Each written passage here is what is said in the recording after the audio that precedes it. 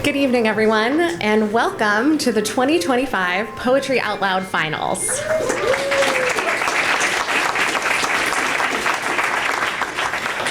We wish to acknowledge that in Vermont, we are within the unceded territory of the Abenaki, and in the southwest portion, the Mohican people. Their traditional and ongoing relationships with the land call us to learn to be better caretakers of the land as well. We offer respect to their ancestors, their elders, and their relations, past, present, and emerging. With our mission at the Vermont Arts Council to cultivate and advance the arts and creativity throughout Vermont, we offer this land acknowledgement in part to honor and raise awareness about Indigenous artists and culture bearers working in our state today. I'm Susan Evans McClure, and I'm the Executive Director of the Vermont Arts Council, where we are working to build a state where artists thrive, where creativity is at the heart of our communities, and where everyone has access to the arts in their lives and education. Our work at the Arts Council is based on the understanding that the arts transform individual lives, connect people more deeply to each other, energize our economy, and sustain the vibrant cultural landscape of Vermont. The arts are for everyone, and the arts are vital. Woo! Yes, thank you. Thank you for being part of our arts community. In her book, Make Me Rain, the recently departed poet and activist Nikki Giovanni wrote, "No one knows what a good poem is either. We read it or we hear it, but it will be a long time before we truly understand what an impact the poem will have." And tonight, we are watching the beginning of the impact that poems will have, both for these incredible students and for all of us. This is a special evening that represents the hard work of Vermont students from all corners of the state. Gathering together and celebrating these exceptional students is a true honor. Thank you to every single student who read a poem aloud in Vermont through this program. And thank you to the students we will be hearing from tonight, our state finalists, for your hard work and your belief that words and poetry matter.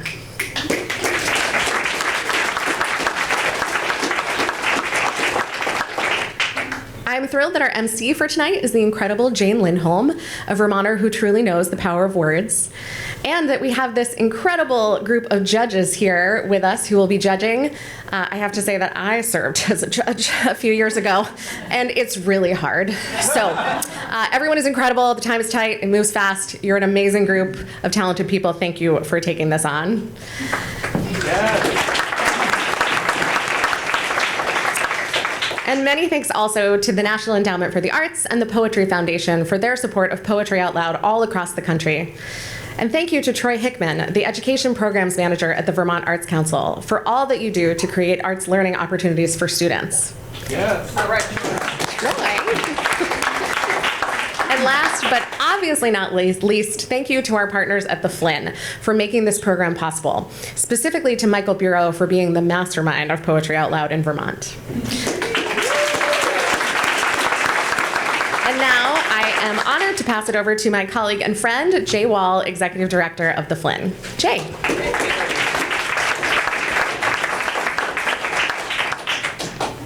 Good evening. Good evening, poets. How are you?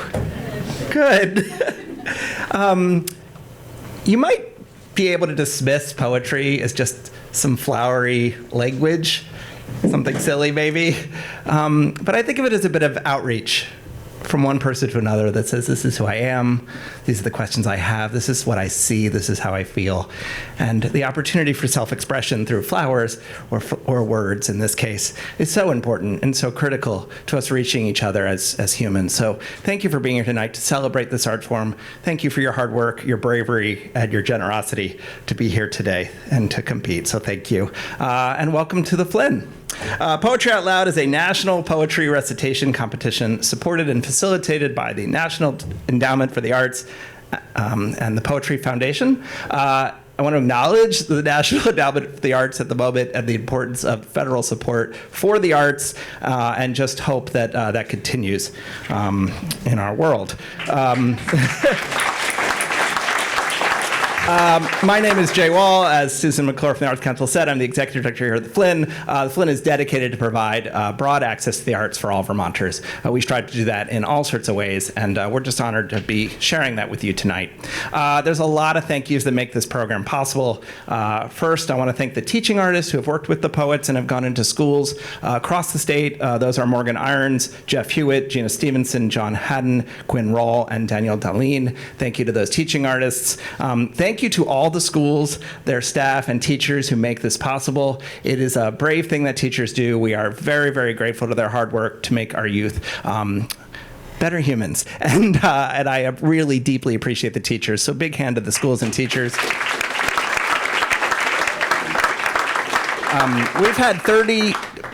We've had 3,200 students participate in this program this year, so it's a kind of an extraordinary program in terms of its reach. Thank you to the Vermont Arts Council for their continued partnership, for Susan McClure's time, and Troy Hickman's unbelievable dedication and care. We are grateful to have your support. Thank you to the Media Factory, who's live streaming this event. So if you're at home or watching me on an iPad somewhere and then watching these poems, thank you for joining us. Thank you to the Flynn staff, particularly the Education Department, led by Jennifer Skinder and Michael Bureau, who, as Susan said, is the mastermind of poetry in Vermont. I love that idea. You guys work really hard, and I'm very, very grateful to how amazing this event is, thanks to your work. So tonight, 10 students will recite 2 poems each over the first 2 rounds. Then our top 3 scoring students will move on to recite a 3rd poem for the chance to win $200 and an all-expense-paid trip to Washington, D.C. to represent our state, Vermont, at the national finals. It's exciting. At the national finals, students will commune with other poetry and performance lovers across the country, and there they will compete for the chance to win $20,000 for their future. That's exciting, right? I love this. I love the idea that we send a Vermonter who goes to meet poets from around the country, and they stand up and they perform and they share with each other. What could be more beautiful? All right, before we continue, though, I have a special treat. Congresswoman Becca Balint sent a video for us to share with all of you poets. Please roll the video. Hi, it's Congresswoman Becca Balint. I really wish that I could be with you for the Poetry Out Loud finals. Unfortunately, I'm not able to make it, but I wanted you to know I'm thinking about you. I used to be a teacher. I know some of you know that. But every year we used to host a big variety show at the school that I taught at. And sometimes it was filled with students who were performing on instruments or singing or telling jokes. And sometimes it was a student getting up and reciting a poem that was original creation. And I know regardless of what the medium was for the performance, it was something that took an incredible amount of courage to stand up and perform, especially if it is a poem that is one of your own creations. So first and foremost, I want to thank everyone for being willing to put themselves out there. I also just want to acknowledge poetry is an incredible medium to reach people, whether it is talking about emotions that are so difficult for us to convey, or whether it's talking about a political moment, or how we draw people together when we are trying to make a social movement for change. And so I know how important it is that we use poetry for all of those things. And I know you know that, which is why you participate in this incredible event. I also wanted to share with you my mother-in-law, so my spouse's mom, is a published poet. And I know it means so much to her when she sees young people taking up the craft. So on behalf of me and my family, I want to say good luck. Thank you for being willing to engage in this way. Bringing art to the world is just so important, and especially in these really, really challenging times. So good luck to everyone, and I'm so proud of you.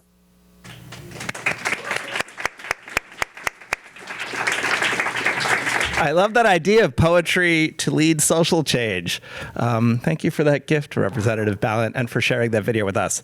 All right, enough from me. I want to introduce our host for the evening. Jane Lindholm is a longtime Vermont leader, among many things, with Vermont Public. She's the host and executive producer of a national show for kids called But Why, which I'm really excited. We're doing a live performance of But Why here at the Flynn on March 18th. So you're going to spend a lot of time with us recently. So please, warm welcome to Jane Lindholm.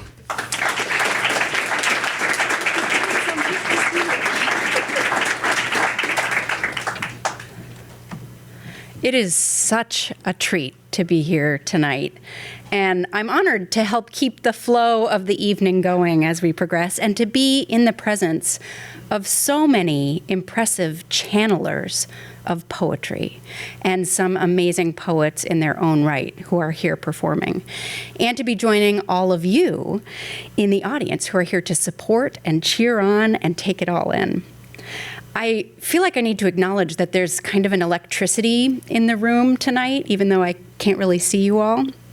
And much of that is not coming from here, it's coming from here. And the nervous energy that parents and family members and supporters feel in being here.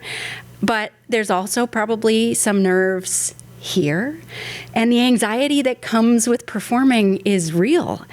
I've been a public speaker for 20 years now, and I still feel nervous every time.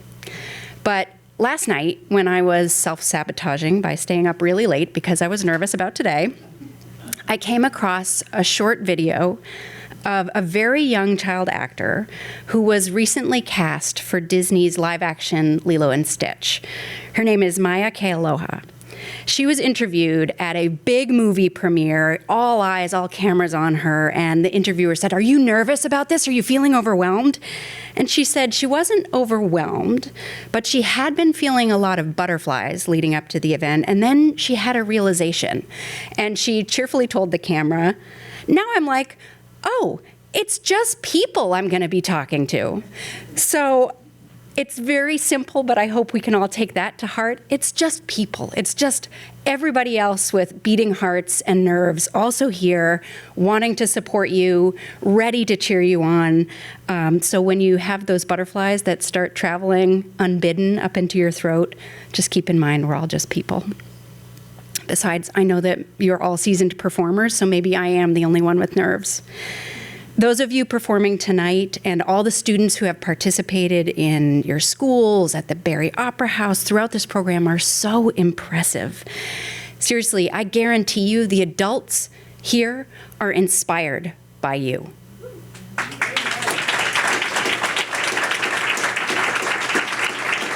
Now I'm going to get emotional.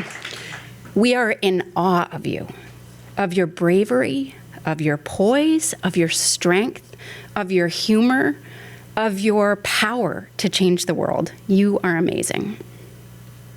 Before we begin the first poem, I want to remind us of just a couple of quick etiquette rules. Please mute your phones if you haven't done so already. And if you do need to leave the theater for any reason, that's okay. If you need to go to the exit, it's fine, but please wait and do it in between poetry recitations, not during one. So let's meet our judges. Evaluating tonight's recitations, which is a really hard job, we have mother, interdisciplinary artist, laureate, arts and activism educator and consultant, grassroots organizer, liberator, listener, and empathy sustainer, Janet E. Dandridge. Can you wave to us, Janet?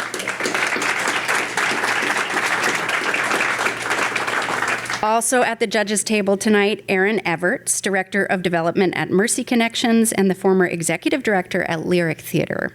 She's volunteering as the producer for this August's production of Oklahoma in Concert, which is a collaboration between Lyric Theater and Vermont Arts. I think I'm missing, oh no, here we go. Phew. Vermont Symphony Orchestra, the Flynn, and Trapp Family Lodge are the other people. Good. Whew. So let us welcome Erin Everts. Next to Erin is Nicole Nelson, an international recording artist whose award-winning music has landed her on the Billboard Top 40 and iTunes pop charts. Nicole was coined the voice of Vermont by the Burlington Free Press and was the inaugural recipient of the Flynn Fellowship Award. Welcome, Nicole.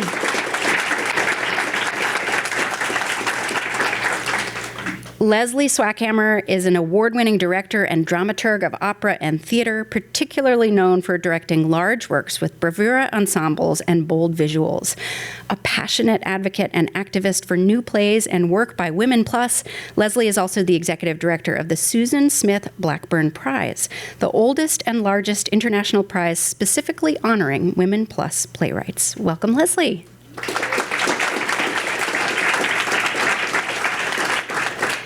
And Adri Kusero, the author of 3 books of poetry, Refuge, Haunting Down the Monk, and recently The Trauma Mantras, a memoir in prose poems, as well as an ethnography called American Individualisms. Her work has been featured in numerous journals and anthologies, and she is a professor of cultural anthropology at St. Michael's College. Hi, Adri, welcome. Of course, our student performers already know this, and many of you do too, but just to recap, each recitation will be evaluated using the following criteria tonight: physical presence, voice and articulation, dramatic appropriateness, evidence of understanding, overall performance, and accuracy. And I also want to take a moment to acknowledge our prompter, Quinn Rawl, sitting near the stage. Quinn is here to offer a prompt or a word at the request of any student. Quinn's an actor, voice teacher, and acting coach living in Burlington. Thank you, Quinn. All right, are you ready? Okay. We're going to go straight to round 1. Our first performer tonight is Moss Pedrick from Windsor Union High School. Welcome, Moss.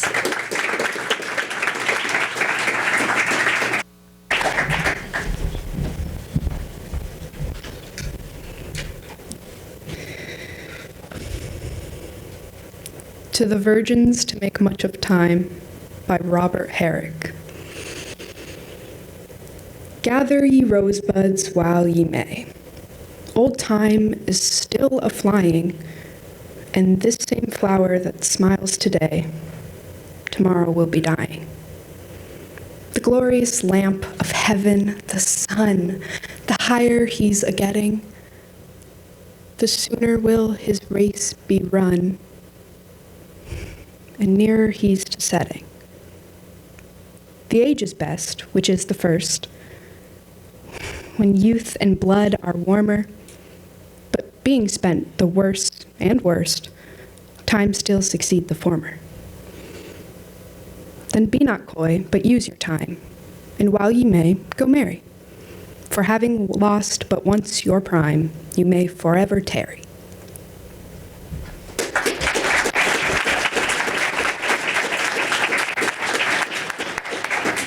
Thank you, Moss. Wow, well done going first.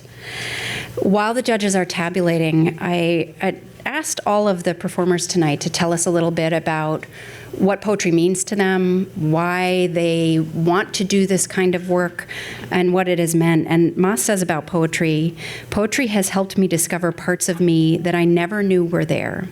Poetry has helped me cope with complex trauma that I used to just ignore. It has given me the opportunity to express myself in the most beautiful way possible. Poetry has helped me know myself. Poetry makes me feel heard, even when no one is listening. Does that resonate for anyone here in the audience? Poetry makes me feel heard, even when no one is listening. Anybody else out there sometimes feel like no one is listening and you need someone to hear you? I see some nodding. It's a wonderful thing about poetry that it can make you feel heard. And being able to say these words out loud, whether you're the one who wrote them or not, is one way to feel heard, to feel like your feelings are valid and your feelings are expressed. And I appreciate, Moss, that that's something that you feel when you are performing poetry and standing up here. It is a brave act to stand up in front of your peers, in front of your family members, and it is certainly a brave act to be judged. And it's hard to be judged. I think we all find it hard to feel judged and to put ourselves out into a place where judgment is part of the point. And I think I can speak for all the judges in saying it's a judgment, but it's not judging. I think all of the judges are feeling this wonder at what you are doing and this appreciation for the work that you're doing tonight and the exposure you're giving to poetry and poets. Tabulating, and then we're going to move on to our second reader tonight. We're good to go. Our second performer of the evening is Madeline Harris from Burr and Burton Academy.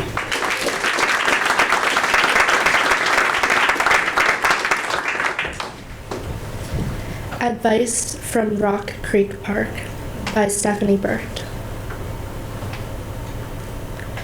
What will survive us has already begun. Oak galls to termites curious, self-perpetuating bodies, letting the light through the gaps. They lay out their allegiances under the roots of an overturned tree. Almost always better to build than to wreck. You can build in a wreck under the roots of an overturned tree. Consider the marten that hefts herself over traffic cones. Consider her shadow misaligned over parking lot cement. Saran wrap scrap in her beak.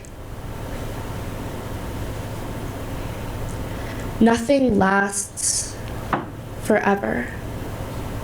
Not even the future we want.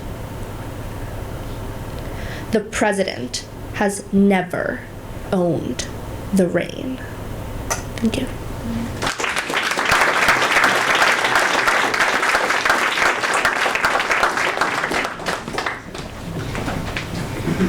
That was Madeline Harris. Well done, Madeline.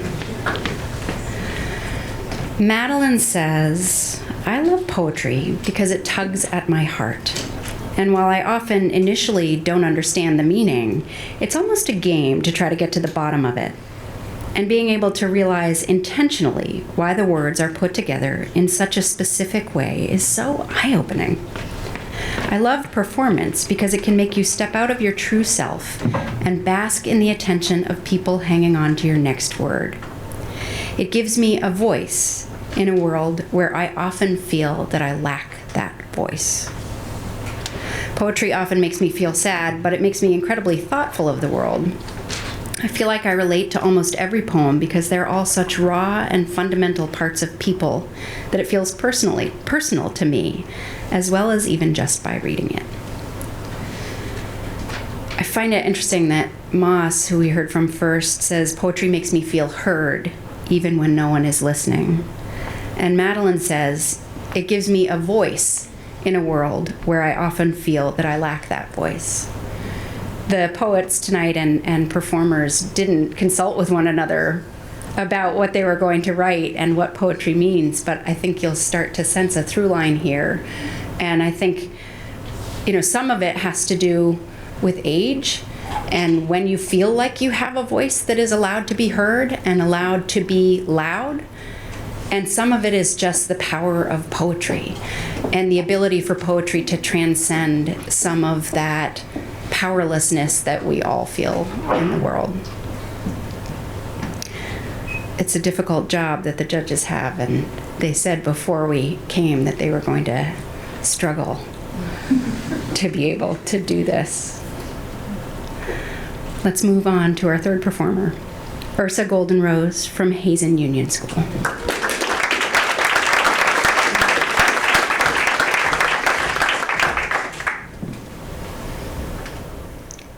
The Way We Live Now.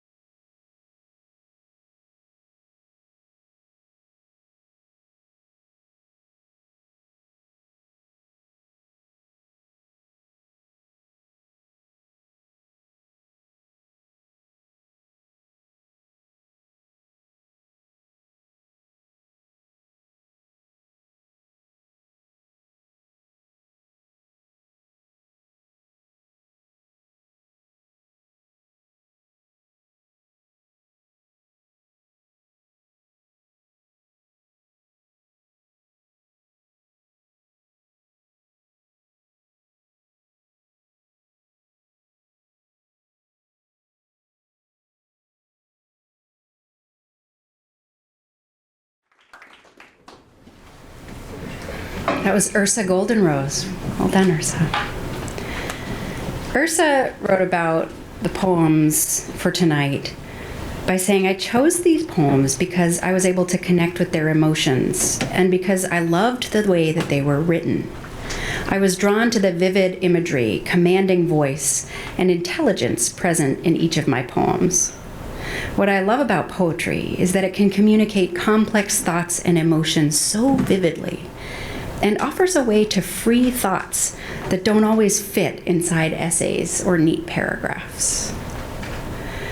I really especially appreciated that idea of poetry offering a way to free your thoughts and free them in a way that sometimes feels constrained by normal speech or text messages or emojis or essays.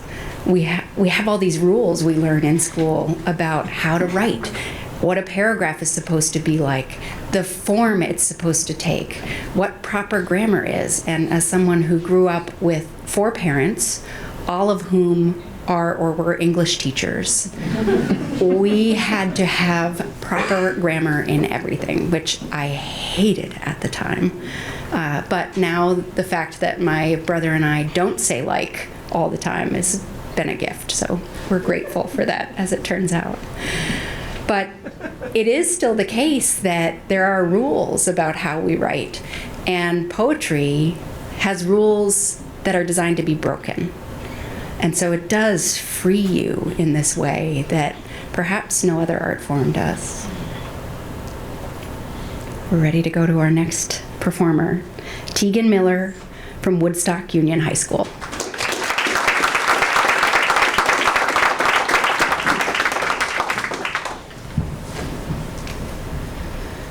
Summer by Chen Chen.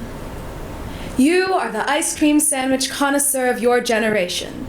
Blessed are your flora shoulders, your deeply pink fanny pack with travel-size lint roller, just in case. Level of splendiferous in your outfit, 200. Types of invisible pain, stemming from adolescent disasters in classrooms, locker rooms, and quite often Toyota Camrys, at least 10,000. You are not a Jigglypuff, not yet a Wigglytuft. Reporters and fathers call your generation the worst, which really means queer kids who can go online and learn that queer doesn't have to mean disaster or dead. Instead, queer means splendiferously you. And you means someone who knows that common flavors for ice cream sandwiches in Singapore include red bean, yam, and honeydew. Your powers are great, are growing. One day, you will create an online personality quiz that also freshens the breath. The next, you'll stand in front of your father and say, you were wrong to say that I had to change, to make me promise I would, to make me promise and promise. Thank you.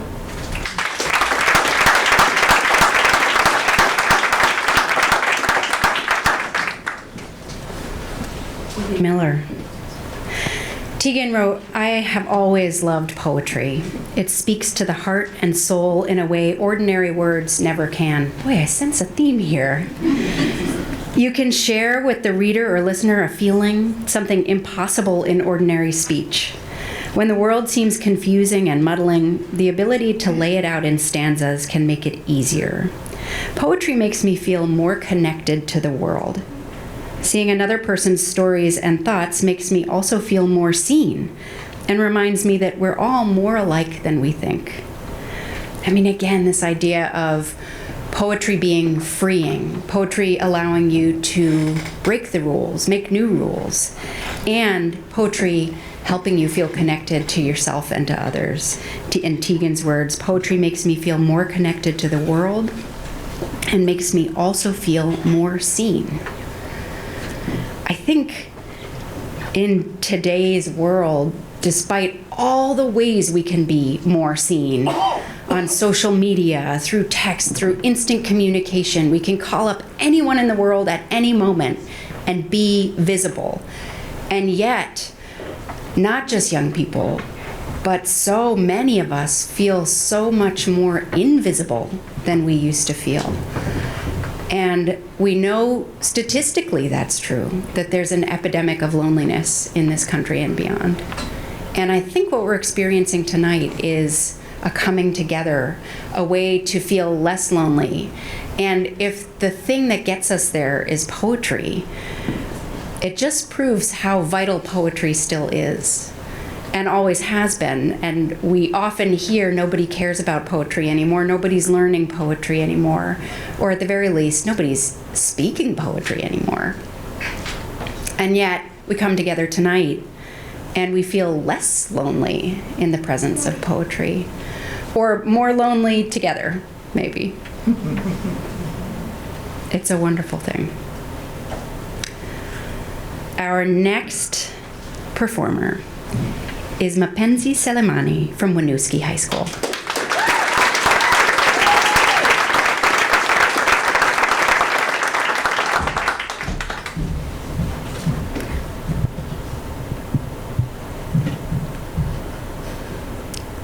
I Look at the World by Langston Hughes. I look at the world from awakening eye.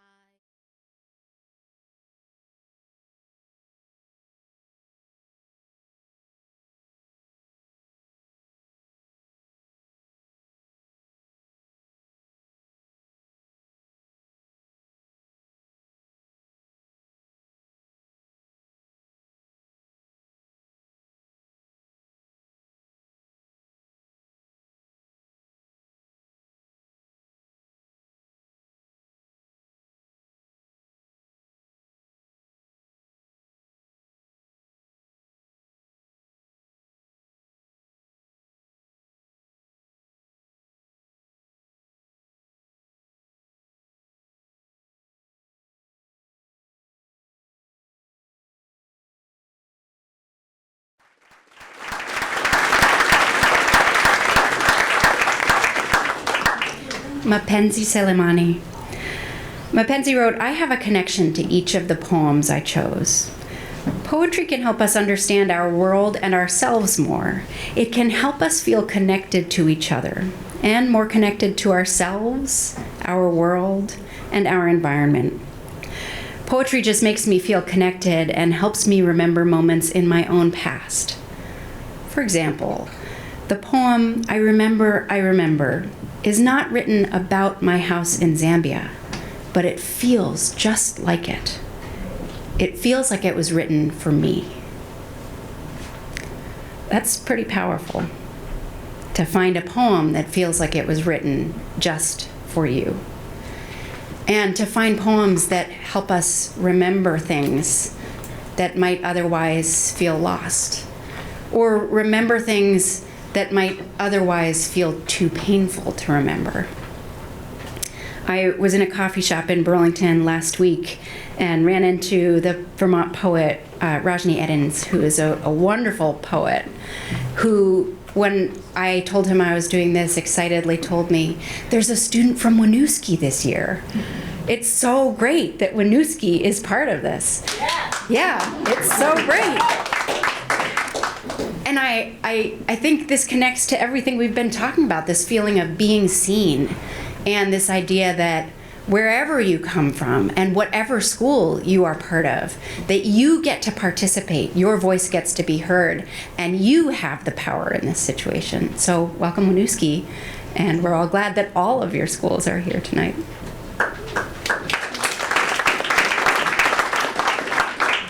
Up next is Star Reader from Arlington Memorial High School.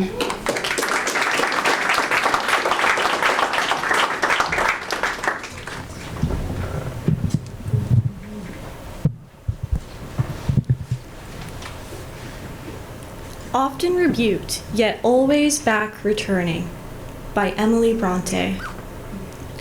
Often rebuked, yet always back returning to those first feelings that were born with me, and leaving busy chase of wealth and learning for idle dreams of things which cannot be.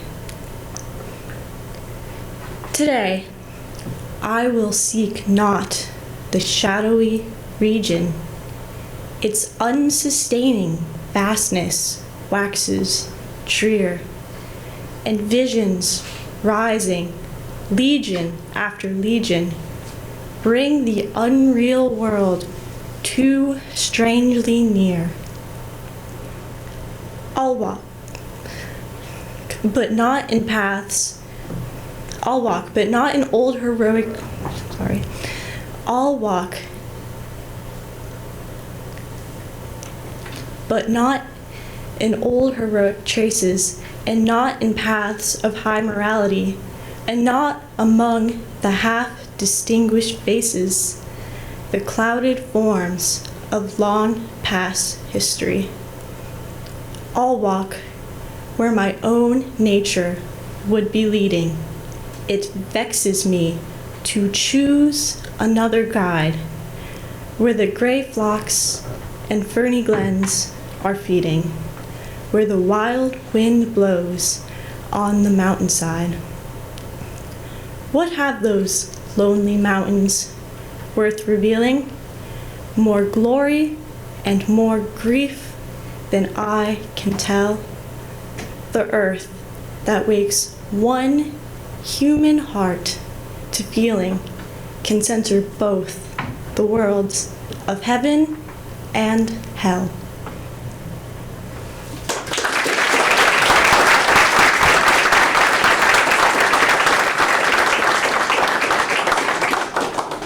Thank you, Star. Star shared, I like performing poems out loud because it allows me to separate the structural and technical skills that a poet puts into their work and connect to their thoughts and feelings on a deeper, more raw level. Poetry makes me feel a whole range of emotions. Poetry structure is so interesting to me. I feel like I've cracked some code when I've uncovered the pieces poets have utilized to present their ideas. Poetry makes me feel connected to the poet. They are quite literally bearing their souls when they write. Poetry is its whole unique way of communicating, different from any other form that allows readers to connect with it in all sorts of ways. I'm so appreciative and I guess not surprised, but delighted that so many of our performers tonight share the same threads and the same ideas about what poetry means. And I love that Star is thinking about the structure and looking at the structure of the poems that she's reciting to think about how to create poems, how to make her own poems. And there are many differences between poetry and basketball, for sure. But the idea that you can watch how others do it, you can learn their techniques and skills, you can learn their tricks, you can then go out onto the court and do it yourself by breaking it down piece by piece and copying your favorite player, that is one of the ways to help you learn basketball, is the same for poetry. And I think sometimes we forget that, yes, poetry is an art, but it takes practice and it takes skills to perfect it. Our next performer is Gretchen Wertlieb from South Burlington High School.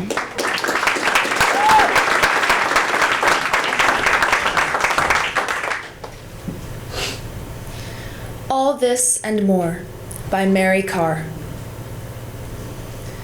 The Devil's Tour of Hell did not include a factory line where molten lead spilled into mouths held wide.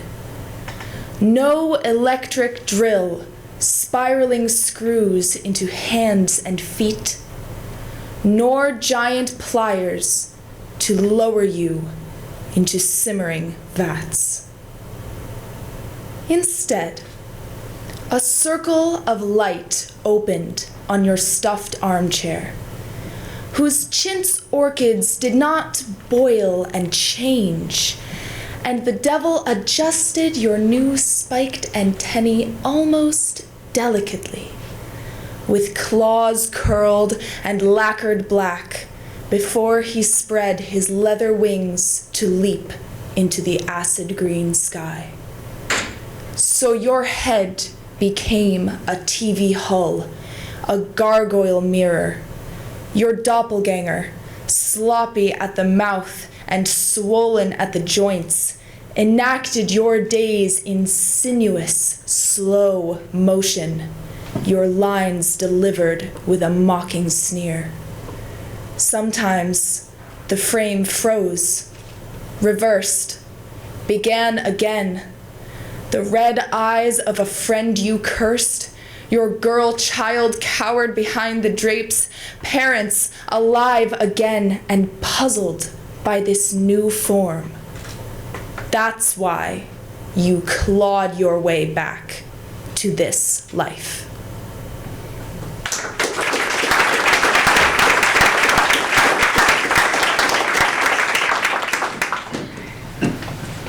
Gretchen Wertley.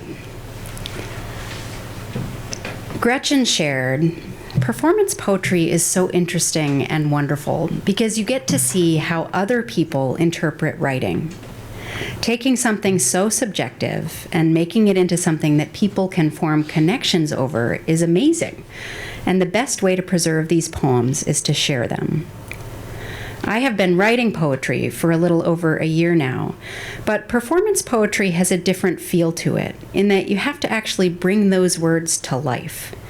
You want people to almost see the words come out of your mouth. And I love that feeling when you finally understand what the author was conveying. So many of the poems tonight on first reading would be really challenging to understand. And that repetition is in part what really gets poetry so deep inside of us and gets us to that understanding. And not only that repetition of reading, but that repetition of speaking and seeing not only how the words look on the page, but how they feel tumbling from your mouth and how they feel different when you tumble them in another direction, when you decide, oh no, this is the emotion that they're feeling. And when you then read it 5 or 10 years later and you realize that the emotion you bring to that poem is so different now. And those words feel and sound so different in your mouth, depending on your own life experiences. I don't know many other writing forms that can morph in that way, that are so chameleon-like, in that your experience changes them so dramatically, even if the words have not changed at all. Next up is Emily Bandy from Mount Mansfield Union High School.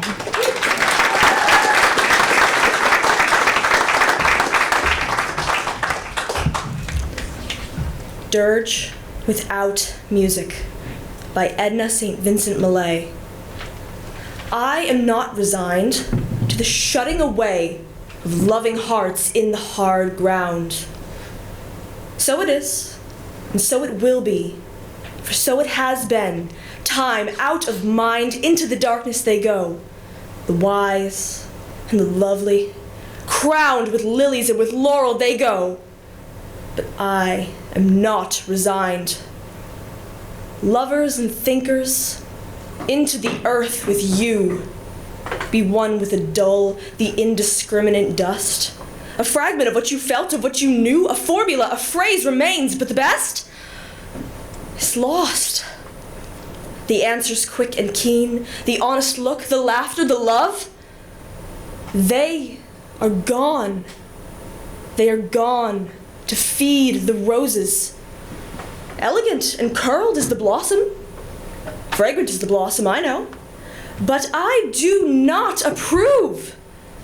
More precious was the light in your eyes than all the roses in the world. Down, down, down into the darkness of the grave. Gently they go, the beautiful, the tender, the kind. Quietly they go, the intelligent, the witty, the brave. I know, but I do not approve. And I am not resigned. Thank you.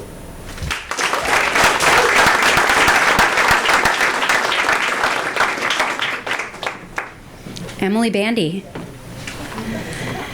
Emily shared with us, there's a certain beauty when you find a poem that perfectly articulates your feelings in ways you couldn't. There's a comfort in knowing that somewhere, someone, at some point in the past, felt the same way you do now and wrote it down. It makes you feel connected to that someone, as if you know them, like they wrote that poem just for you to find all these years later. Emily said that several of the poems she's performing tonight found her, and wrote, "As I was feeling powerless as a young person when so many troubling things are going on in my country and the world, I felt that I could make a statement through these poems, and that it gave me a voice I didn't have otherwise. I felt they shared messages of not just strength and resistance, but also a reminder to stay open and kind to the world, even in the most challenging times." It's been hard lately to stay open and kind to the world, or to feel like the world is staying open and kind to us. And it's nice to have a night like this, where we do feel open and kind, and maybe can think about the world and the possibilities that we could create if we were all a little bit more open and kind. Theo Novak is our next performer from Champlain Valley Union High School.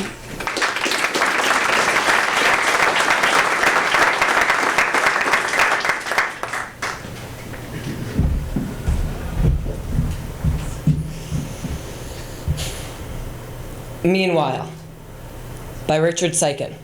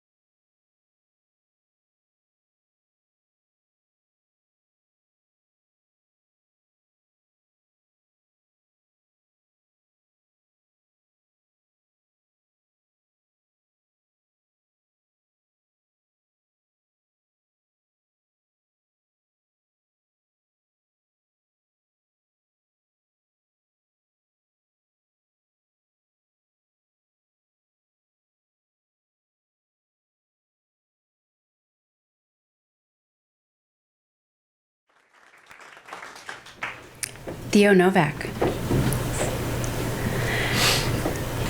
Theo wrote in response to our prompts, "I love being able to talk. Some might say too much. And poetry and performance gives me a safe space to talk where people will listen to me. Listen to me trying out different ways to interpret poems. I love poetry that is positive and hopeful because it makes me happy to see love and hope written into such beautiful words." I appreciate the idea of thinking about greenery since we are not quite there yet in Vermont, but it is coming. And even with the snow, the daffodils are starting to poke up through all of the leaf litter in my yard, and we know that the greenery is coming.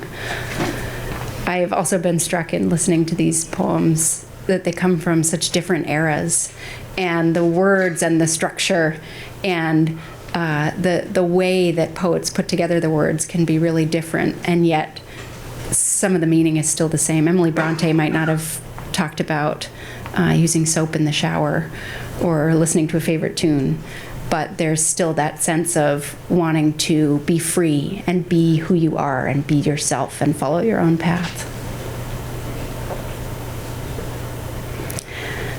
The final performer for round one is Claire Peacock from the Linden Institute.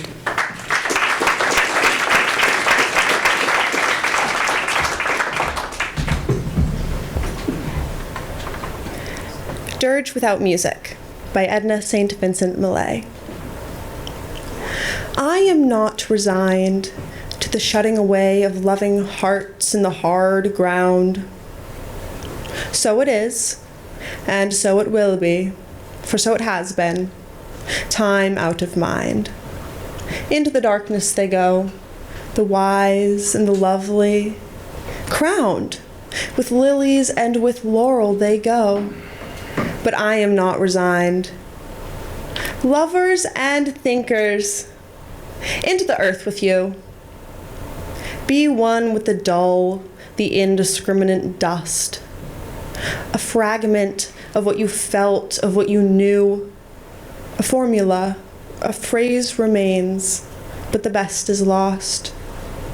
The answers quick and keen, the honest look, the laughter, the love, they are gone. They're gone to feed the roses.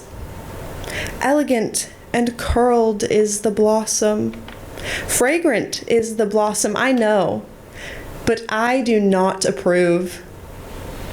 More precious was the light in your eyes than all the roses in the world. Down, down, down into the darkness of the grave. Gently they go, the beautiful, the tender, the kind. Quietly they go, the intelligent, the witty, the brave. I know, but I do not approve, and I am not resigned.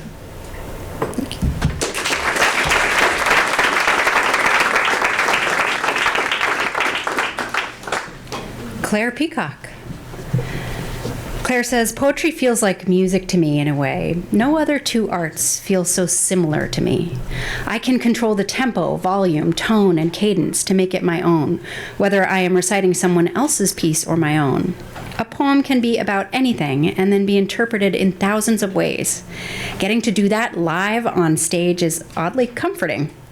Any stage feels like home to me. I get to present to an audience something that speaks to me, something that reminds me of myself, something that has come to be part of me. That feeling is like no other. Poetry calms and empowers me, depending on the topic. So that's the end of round one. Well done.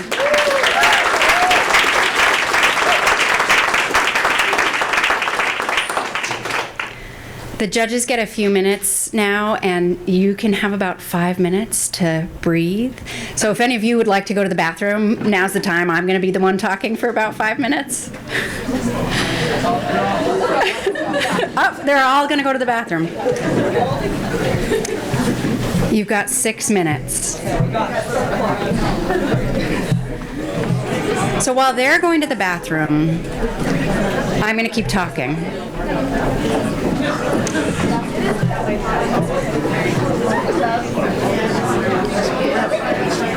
So, in preparing for this event tonight and reading all of the profound ways that our performers interpret the power of poetry, it actually forced me to think about those ideas myself. And I was reminded of a long-buried memory of the first poem I ever learned.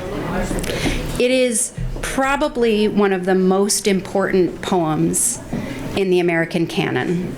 So I'm going to recite it. It's only 4 lines. It's such a shock, I almost screech, when I find a worm inside my peach.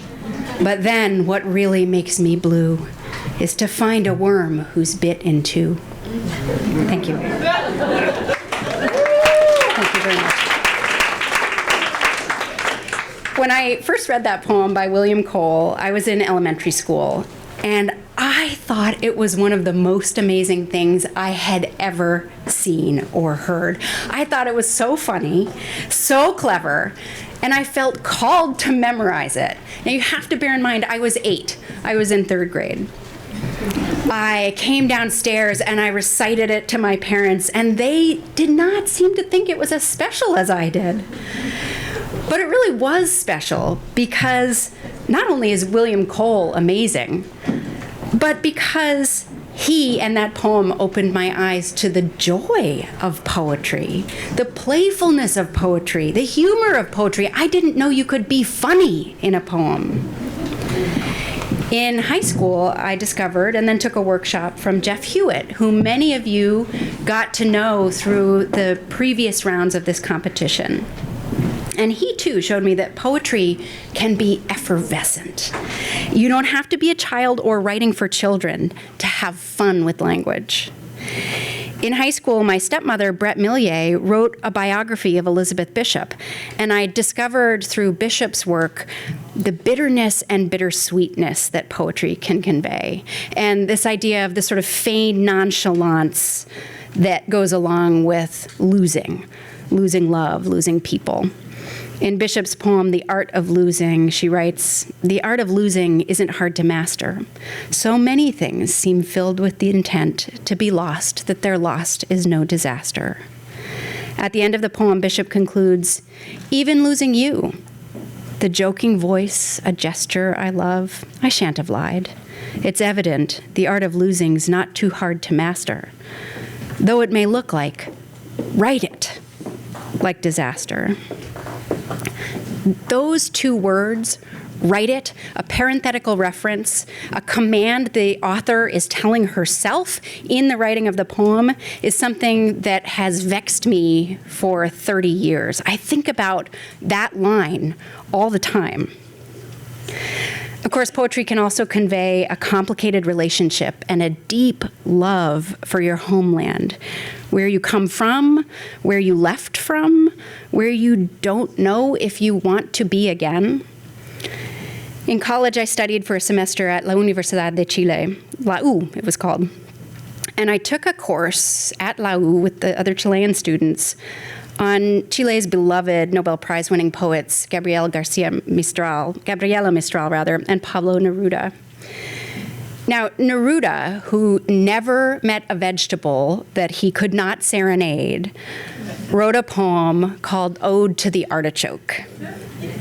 And he writes in Oda a la Alcachofa, "La alcachofa de tierno corazón se vistió de guerrero, the artichoke of tender heart dressed like a warrior."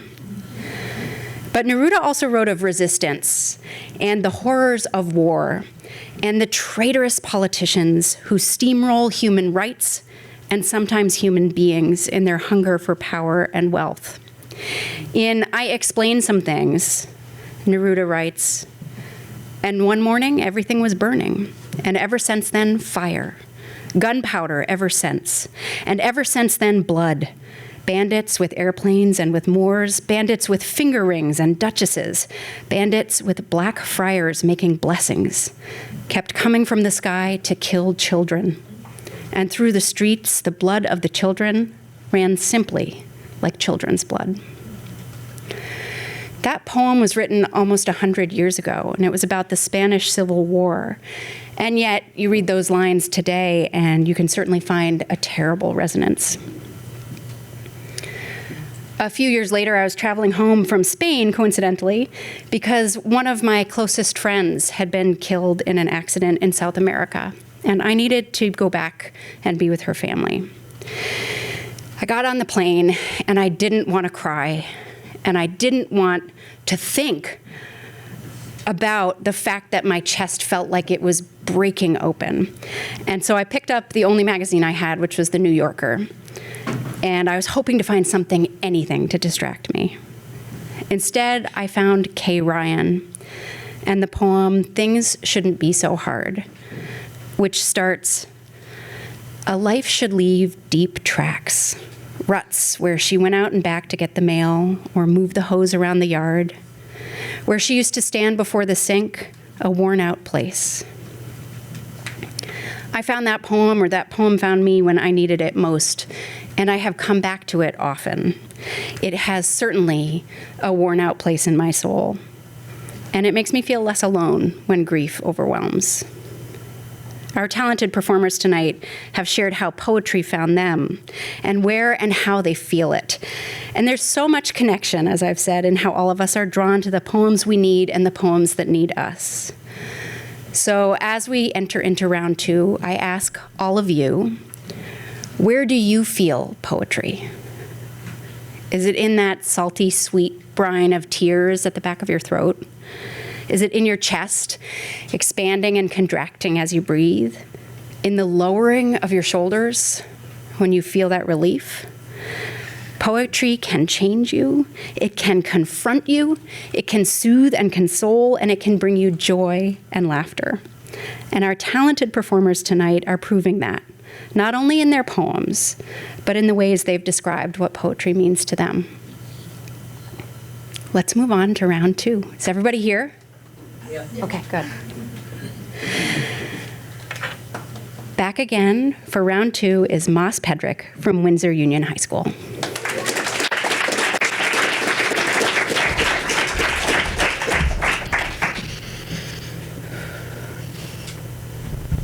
To the Oppressors by Polly Murray.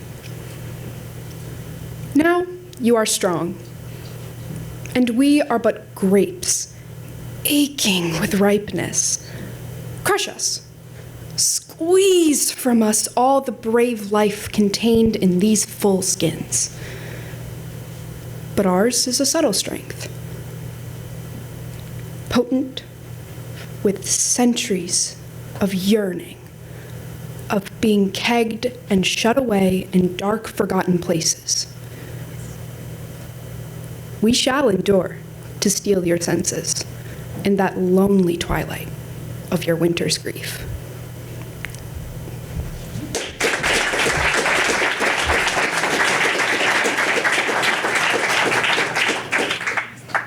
Moss Pedrick. I was told the judges get faster as they go along, so we're going to push the pace here with the judges. I love the difference in the emotion and the recitation between your first poem and your second poem, Moss. That was really impressive to see. I want to remind you of that one line of Moss's that was so powerful. Poetry makes me feel heard, even when no one is listening. I asked for some trivia questions for round two so we can lighten the mood. And Michelle Reedy from Windsor High School offered one. And this is for those of you in the audience to answer. What American poet won the Pulitzer Prize in 2005 and wrote Abandoned Farmhouse? If you know the answer, please shout it out. Ted Kooser. Ted Kooser. Who has read American Farmhouse? Moss has read Abandoned Farmhouse. Yes. Nobody else? Put that one on your list when you go home tonight. I'm going to want you to think about your own trivia questions as we move forward through this evening, too. So start thinking if you have poetry trivia that you'd like to share. But I'll share one of my own. Both Vermont and New Hampshire claim Robert Frost as our own, and Massachusetts can kind of rightly claim him too. But where was Robert Frost actually born? San Francisco. Anybody else think a different answer? That's correct, San Francisco. I think we have a ringer.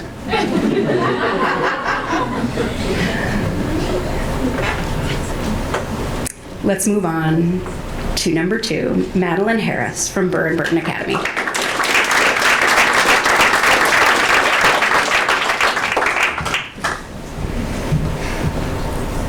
Sometimes I long to be the woodpile.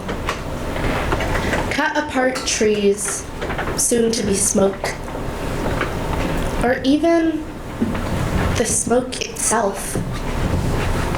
Sinewy ghost of ash and air going wherever I want to, at least for a while. Neither inside nor out, neither lost nor home. I'd pass through all the broken windows of the world. It's not a wish for consciousness to end. It's not the appetite an army has for its own emptying heart, but a hunger to stand now and then, alone on the battlegrounds where the dogs of the South are feeding. Thank you.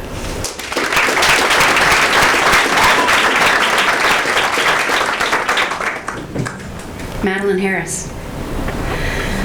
Madeline's line was, "It gives me a voice in a world where I often feel that I lack that voice in thinking about poetry." And Madeline shared a trivia question with us. What war did Langston Hughes cover and write about? Give it a beat, give it a beat. What war did Langston Hughes cover and write about? Okay. Anybody? It's also a war, yes, that Neruda wrote about. Langston Hughes wrote about the Spanish Civil War.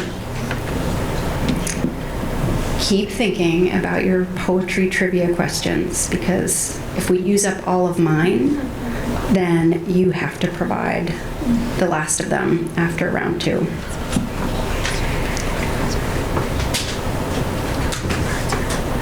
Who knows the answer to this one? This comes from Joyce Sheehy from South Burlington Union High School. Which Star Trek, the original series, actor was known for writing 8 books of poetry, including A Lifetime of Love, poems on the passages of life?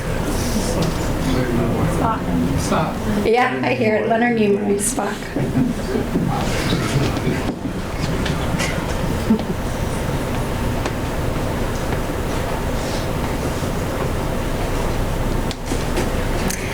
Our next performer is Ursa Goldenrose from Hazen Union School.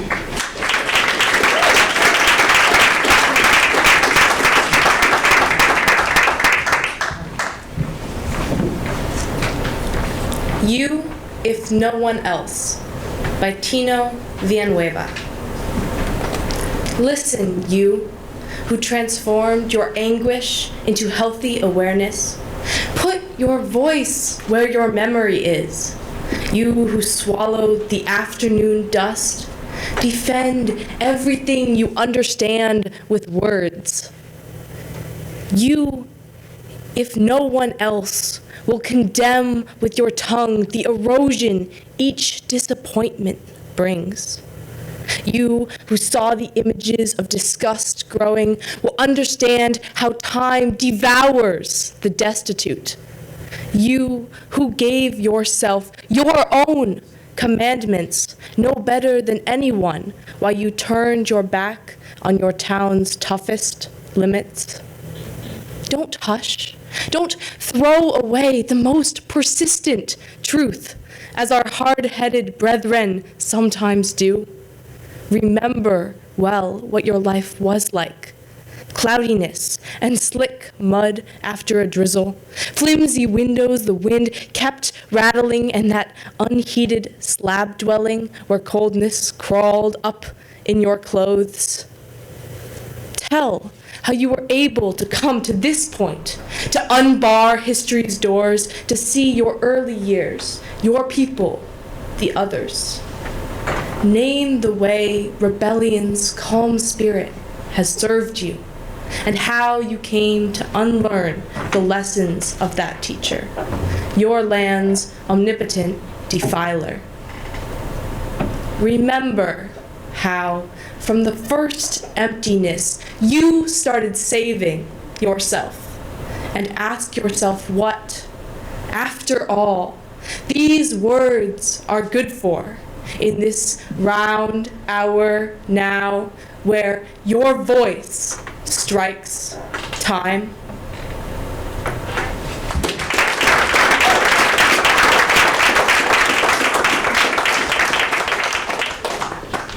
Ursa Goldenrose. Remember that Ursa told us poetry offers a way to free thoughts that don't always fit inside essays or neat paragraphs. And Ursa offered us some trivia. I heard that. No embarrassment, it's great trivia. Ursa wonders if you know, where does the word poetry come from? This is longer than a one-word shout-out, so if they can be brave enough to stand up and recite 2 poems in front of all of us, if you know the answer, please stand up and say it. Who knows the language the word poetry comes from? Oh, we have somebody who knows, who is not Ursa. It comes from the Latin word for poet. Not Latin. So that's a clue. I like that. So if it's not Latin, it's Greek. Poesis, meaning the act of creation or making. Essentially, yeah, that's like I think that's wonderful because we've talked so much about this poetry being that creating, the making, the discovering, and it is the origin of the whole word itself. It is what poetry is. There is no other definition. That is what poetry is, the act of creation or making. So it's wonderful that the name actually means what it actually is. Next up is Tegan Miller from Woodstock Union High School.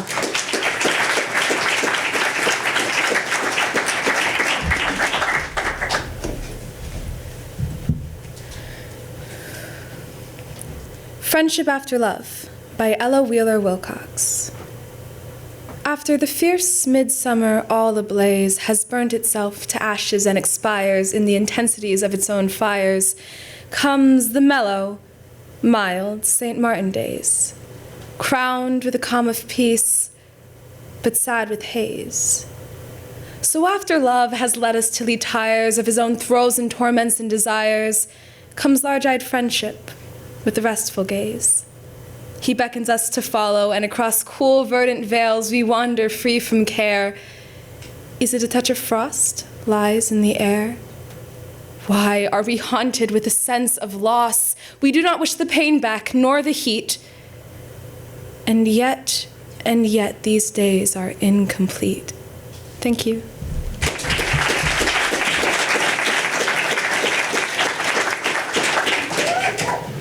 Tegan Miller.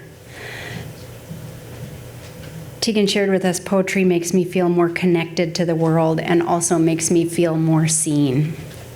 And Tegan offered trivia as well. At what age did Ella Wheeler finish writing a novel of her own? Anybody know? Anybody know Ella Wheeler? What's your guess on how old she was when she finished a novel? Writing one. 12. 17? 16 or 16? 60. 99. 99. We've got a whole range here. Are we doing it like Price is Right, where you have to be under to win? Because nobody's under.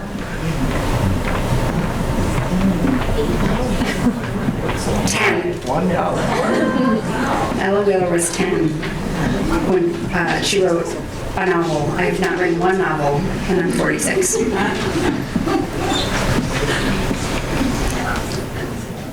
So as we're thinking trivia here, Dylan Burns, a teacher with Hazen Union, wonders, and I feel like maybe I've already given it away, which famous poet wrote an ode to French fries?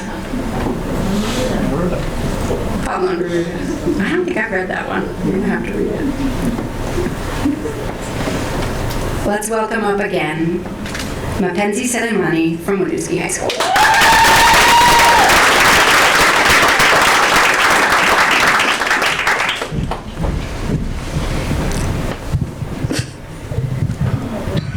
Okay.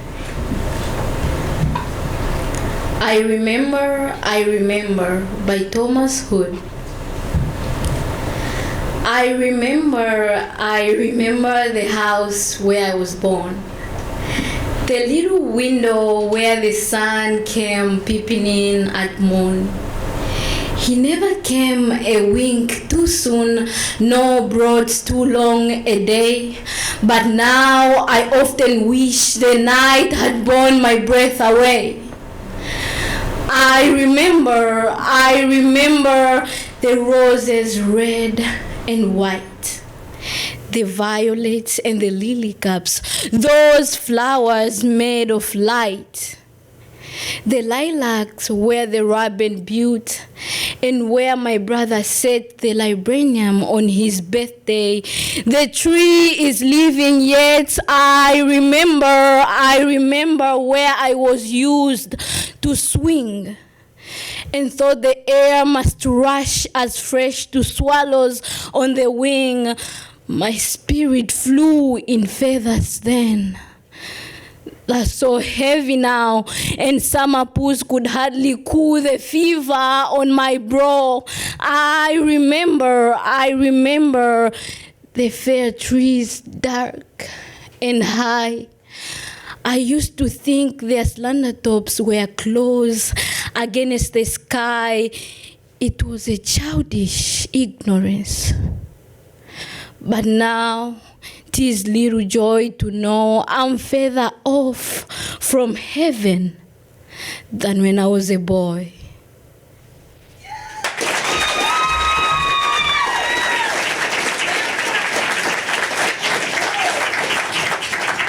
Mackenzie Selemani, I'm trying to picture your house now.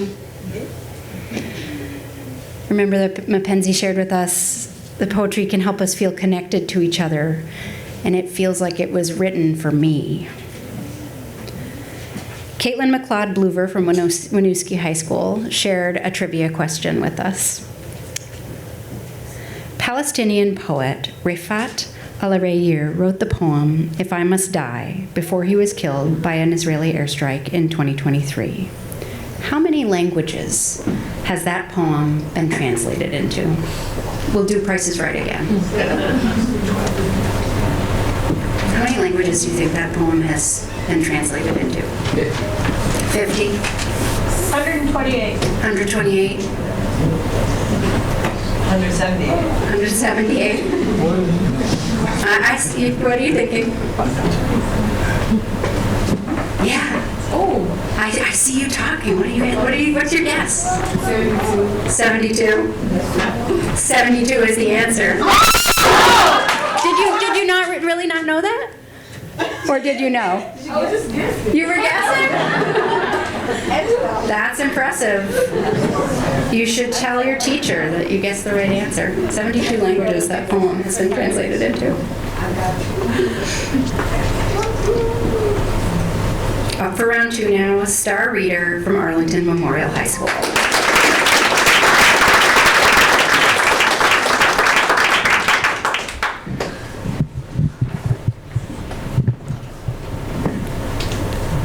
Alive by Natasha Sahe. You and me, of course, and the animals who we feed, then slaughter. The box elder bug with its dot of red, yeast in the air, making bread and wine, bacteria in yogurt, carrots, the apple tree, each white blossom, and rock, which lives so slowly it's hard to imagine it as sand, then glass. A sea called dead is one that will not mirror us. We think as human beings we deserve every last thing. Say, the element copper, incandescence, glowing bright and soft, like Venus, ductile as a she-wolf's eyes, pigmented red or green, exposed to acid in the air. Copper primes your liver. Its mines leach lead and arsenic. Smelting is to melting the way smite is to might, of violence, of extraction. What's lost when a language dies? When its tropes oppose our own? In the at-risk language Aymara, the past stretches out in front, the future lags behind. Imagine being led by knowing. Imagine the end as clear.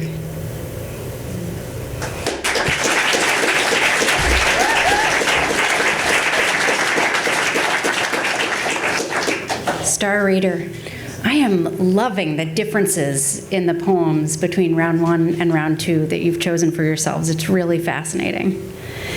Star said, poetry makes me feel connected. Poetry is its whole unique way of communicating. And Star offered us some trivia. The question is, how many novels did Emily Bronte write? Wait a second. Okay, how many novels did Emily Bronte write? 36. 36. 1. 4, 1. I heard several ones. 1 is the answer. Emily Bronte wrote 1 novel. What was it? Wuthering Heights.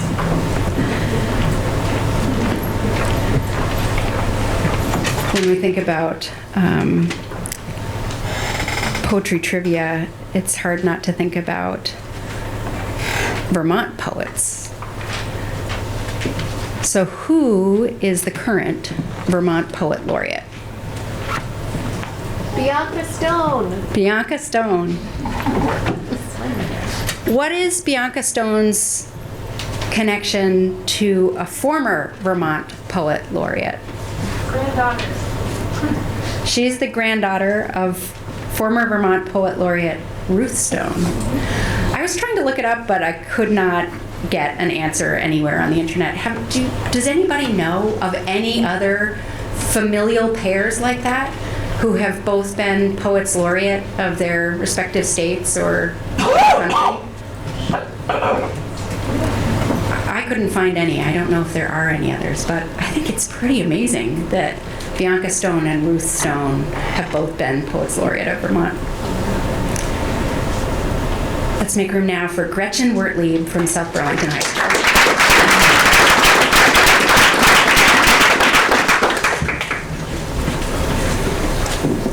A Boat Beneath a Sunny Sky by Lewis Carroll. A boat beneath a sunny sky, lingering onward dreamily in an evening of July. Children, 3, that nestle near, eager eye and willing ear, pleased a simple tale to hear. Long has paled that sunny sky, echoes fade and memories die. Autumn frosts have slain July. Still she haunts me, phantom-wise, Alice, moving under skies never seen by waking eyes. Children, yet, the tale to hear, eager eye and willing ear, lovingly shall nestle near.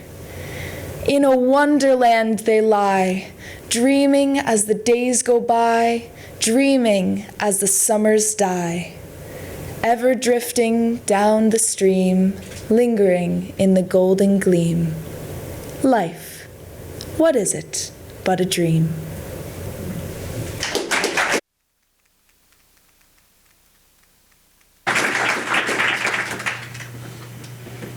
Gretchen Wertlieb.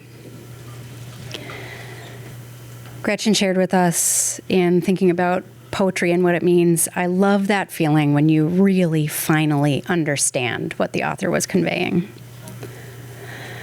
And we have a teacher trivia from South Burlington Union High School from Joyce Sheehy.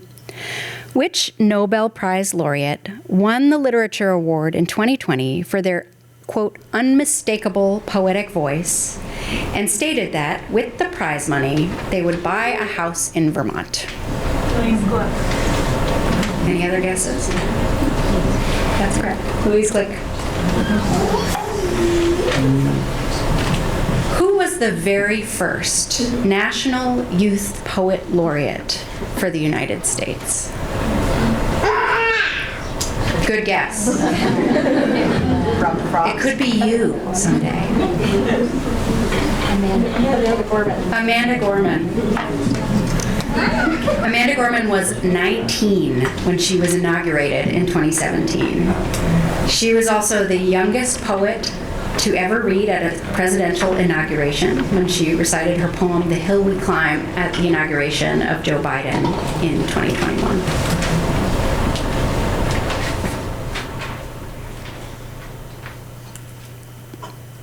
We're going to go next to Emily Bandy from Mount Mansfield Union High School.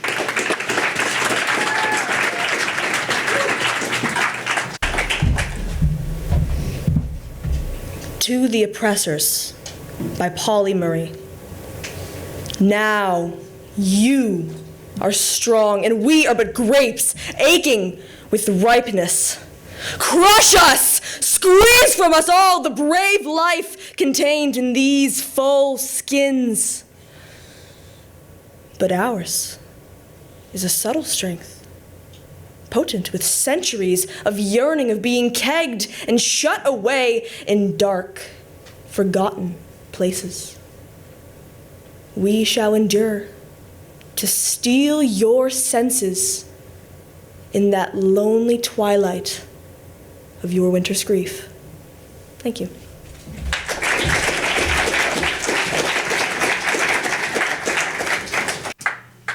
Emily Bandy.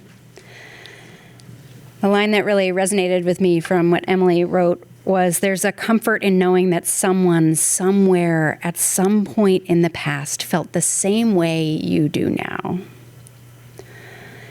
And Emily shared some trivia with us.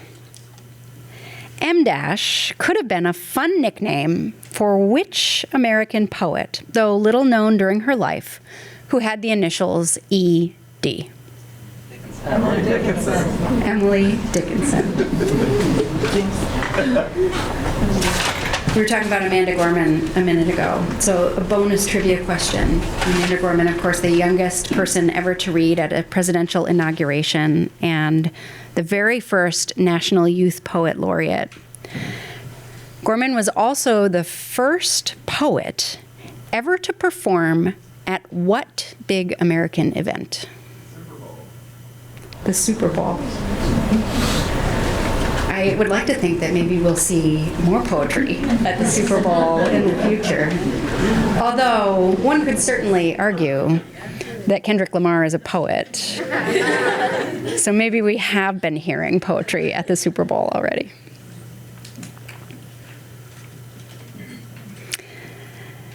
Now we have Theo Novak from Champlain Valley Union High School.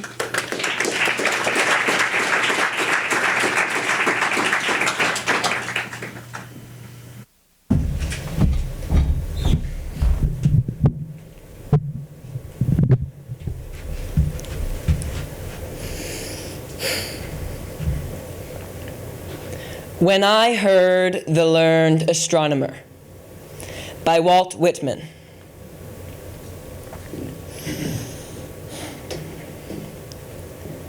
When I heard the learned astronomer, when the proofs, the figures were ranged in columns before me, when I was shown the charts and diagrams to add, divide, and measure them,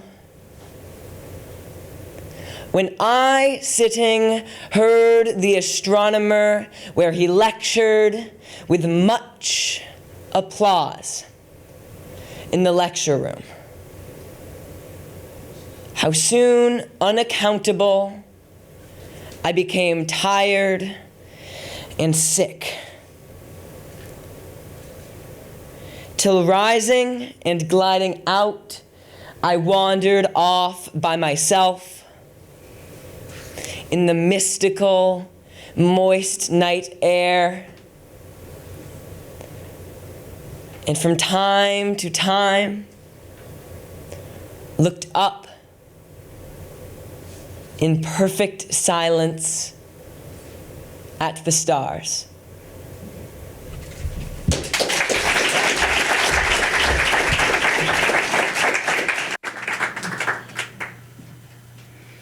Theo Novak. On poetry, Theo says, poetry and performance gives me a safe space to talk where people will listen to me. And Theo's trivia is, how many poems has Walt Whitman written? Now, I have not checked this, by the way, fact-checked it, so I'm trusting you, Theo. Oh, we Googled it, so we know it's true.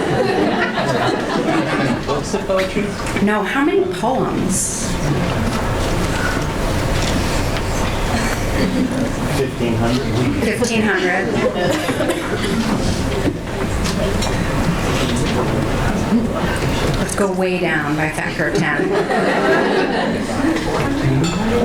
160, Theo says. It's been interesting that both of Theo's poems had a celestial theme, and I'm wondering if any of you managed to either stay awake or set an alarm and see the eclipse. Yeah. Ooh, several of our judges did. Well done. And how many people in the audience did you? Was it stunning? Yeah. Was it as stunning as the solar eclipse? No.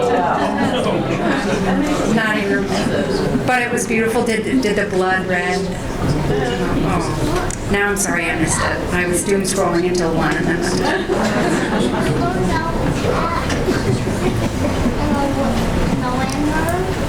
And finally, for round 2, Claire Peacock from Linden Institute.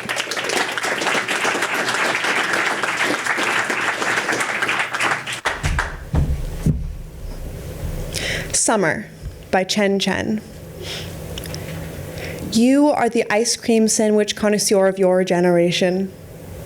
Blessed are your floral shorteralls, your deeply pink fanny pack with travel-sized lint roller just in case.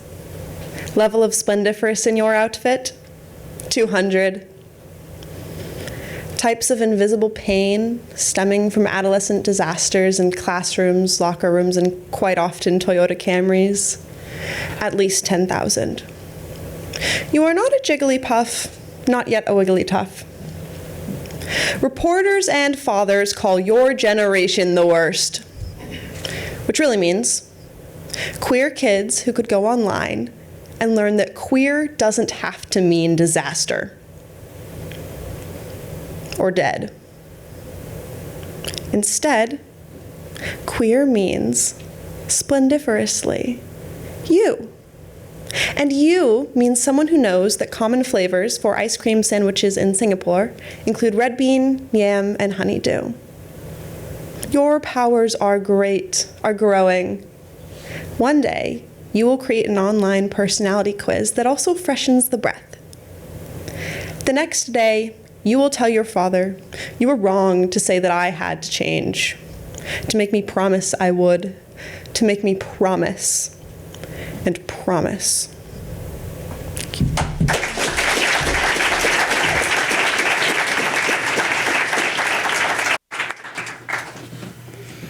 Claire Peacock. Claire had shared with us, I get to present to an audience something that speaks to me, something that reminds me of myself, something that has come to be part of me. That feeling is like no other. And we have one more trivia question from Lizzie Fox-Lucier in Champlain Valley Union High School. It's another teacher trivia. And the question is, the I am mimics the rhythm of what body part? The heart. The heart or the heartbeat. I have loved the poems that have now been recited twice, and to see the differences in them, not to compare the differences in terms of a judgment on better or worse, but to see that difference in how the poems can be interpreted, how different they can be from one another when the words are the same. So I really have appreciated having a couple of poems be the same. We've got just a couple minutes while we wait for the votes to be tabulated before we move on to round 3, which will be 3 finalists reading a third poem. So I did ask you for trivia. Do any of you have a trivia question about poetry that you would like to share with us? Nobody? I got one. Okay, I hear one. Can you stand up and say it loud? What rapper wrote a book of poetry that was published? A rapper? What rapper? I'll give you a hint. It was a 90s rapper. What 90s rapper wrote a published book of poetry? Tupac. Yep. Tupac. Bonus, what was the name of it? Bonus. What was the name of the book of poetry? Rose that grows from concrete. Yep. Say it again. The rose that grows from concrete. The rose that grows from concrete. Triple bonus, can you recite any lines from it? That was my college days. Are you saying you don't remember your college days? Anybody else? Do you want to tell us a favorite poem? I mean, there's got that stirring feeling that you're like, oh my gosh, it's making me think of this. Who else has a favorite poem they'd like to just share a line or two with us from? He has one there. Oh, yes. Go ahead, Moss. This is one my grandma wrote in college, and I don't know, I just really, she's supposed to be watching right now, so she got to brief me out.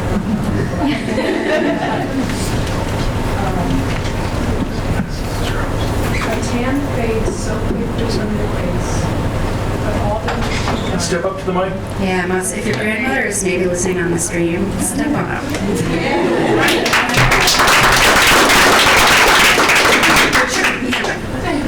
Lonnie, if you're listening, I'm sorry for sharing this. Because I don't know if you want me to or not. A tan fades so quickly from your face, but all that needs to be done is sit again in the sun.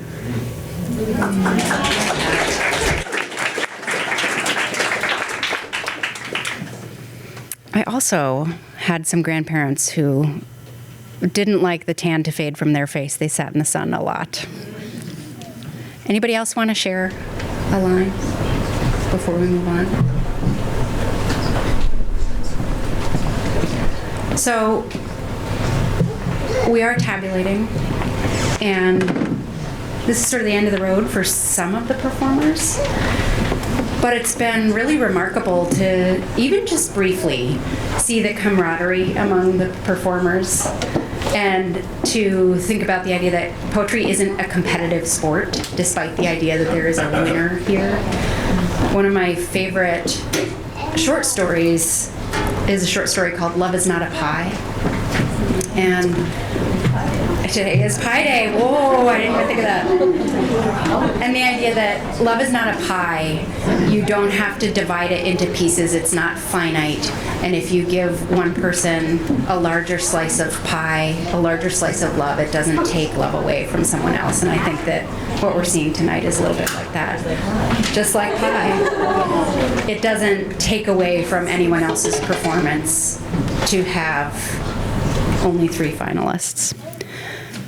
So as we're getting ready, I'm going to present you each with a certificate and a book, as I know, big time, but as a way of commemorating this experience for you and a recognition of the hard work you've put into this and the joy that you've brought to all of us. So please take your certificate and then stand up on stage, and we'll give all of the audience members a chance to take a picture of all of you at the end. Moss Pedrick.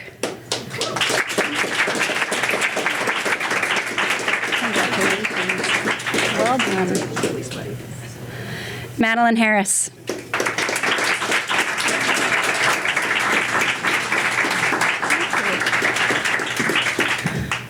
Ursa Goldenrose.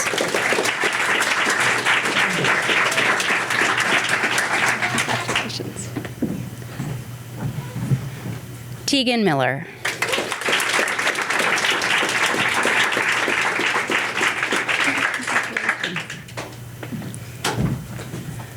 The book, by the way, is by Bianca Stone, Vermont's Poet Laureate. What is Otherwise Infinite?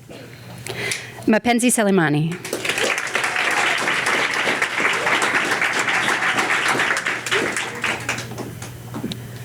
Star Reader.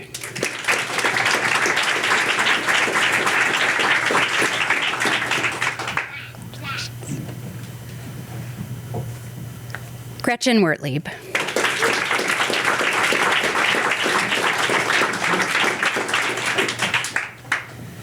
Emily Bandy.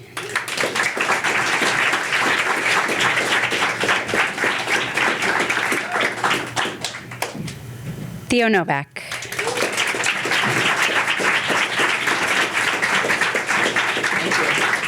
Congratulations. And Claire Peacock.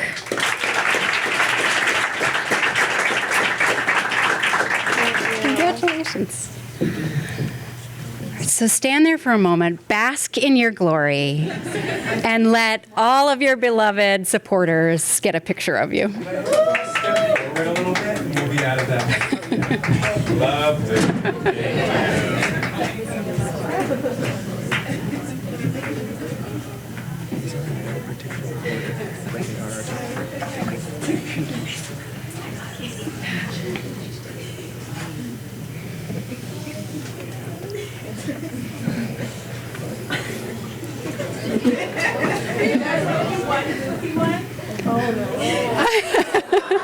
There's a request for a goofy photo.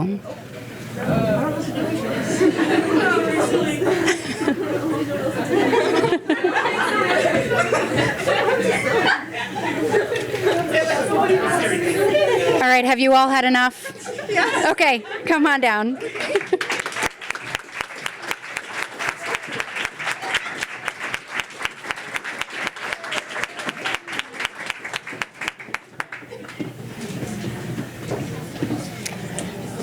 Congratulations again to all of you on the remarkable achievement of doing this work, of putting in so much time and effort, tears and sweat.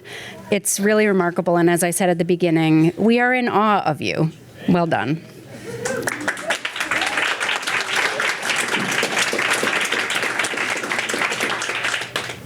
The 3 finalists who will move on to round 3 in no particular order are Claire Peacock, Gretchen Wertlieb, and Mackenzie Selemani.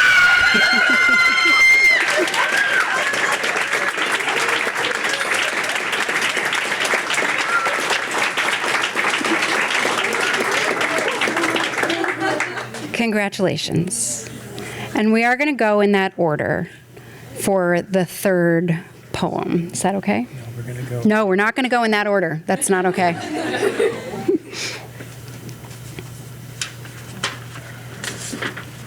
We'll go in the order they appear here. Okay. So it'll be Miss Penzie, Gretchen, and then Claire. Here's the order we're going to go in. We're going to start with Mackenzie Selemani. And then we'll hear from Gretchen Wertlieb. And then we'll hear from Claire Peacock. Mackenzie, are you ready? Sure. Okay. Round 3.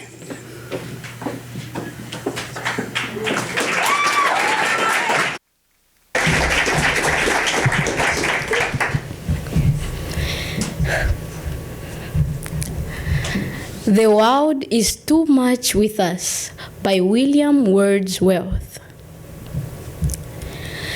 The world is too much with us.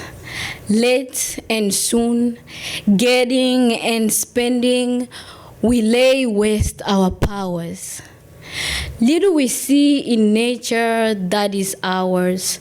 We have given our hearts away, a sordid boon.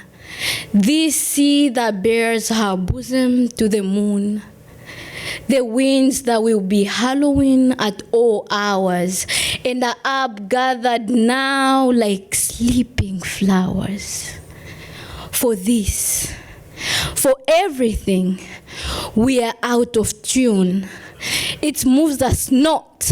Great God, I'd rather be a pagan, circled in a creed outworn. So might I, standing on this pleasantly, have glimpses that would make me less forlorn, have sight of Proteus rising from the sea, or hear old Triton blow his wreathed horn. Thank you.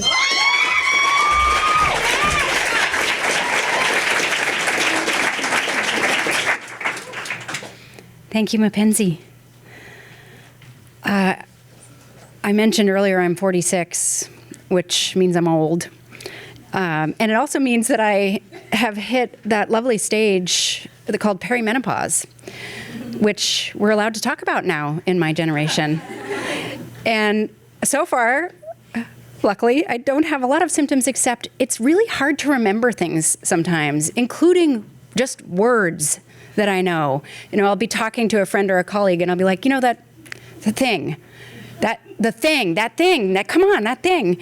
And the idea that I could memorize 3 poems and then have the wherewithal to stand up here and recite them with feeling is something that I think I probably could have done, well, maybe not even in high school, but certainly not now. And it's impressive to see the prowess of your brains and the ability to remember all of these words. And I'm curious, maybe after we can talk about whether you're remembering them or feeling them. Does it feel like a memorization? No, I'm getting a lot of shaking heads. What does it feel like? It's part of me. You get to a certain point where I'll just be walking into a class. It'll just start going and just flowing. So the poetry kind of flows out of you, even just walking to class. That's amazing. All right. Next up for round 3, Gretchen Wertlieb.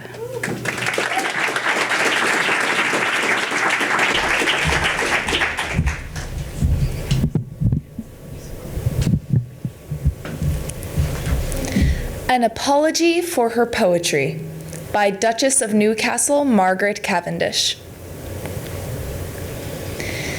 I language want to dress my fancies in, the hairs uncurled, the garments loose and thin.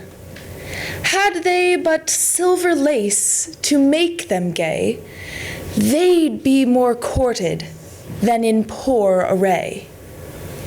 Or had they art, would make a better show.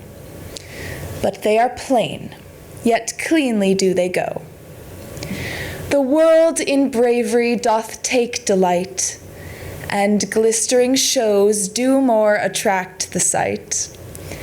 And every one doth honor a rich hood, as if the outside made the inside good. And every one doth bow and give the place, not for the man's sake, but the silver lace. Let me entreat, in my poor book's behalf, that all will not adore the golden calf. Consider, pray, gold hath no life therein, and life in nature is the richest thing. Be just, let fancy have the upper place, and then my verses may, perchance, find grace.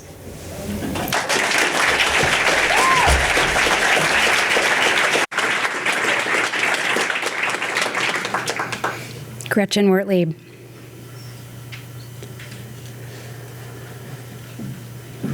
Have any of you out there in the audience done this? Recited poetry, been part of a poetry competition? Yes? Have any of you participated in Poetry Out Loud for Vermont? Yeah, I'm seeing some parental enthusiasm too. Like, raise your hand, raise your hand. What year did you compete? Last year and the year before that. Last year and the year before. How does it feel to be in the audience? Really nice. Feels nice to be in the audience. The pressure's off. Have any of the adults ever recited poetry in front of a crowd? Yes, one of our judges, several of our judges. Anybody else? Graduation. High school graduation. What did you recite? The road less traveled. The Road Less Traveled. Classic. I saw some hands up there too. What did you recite? I don't know what you're doing. I didn't have my hand up. It's all right. It's okay to be moved to share anyway. Anybody? Who else over here? Somebody? Yeah. What have you recited? College, and it was Elm by Sylvia Plath. Elm by Sylvia Plath in college.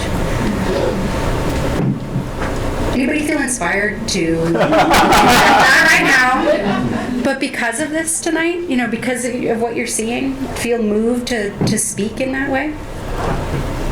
No. Or not willing to admit it, maybe. I don't know that I would be either. It's an intimidating act to follow.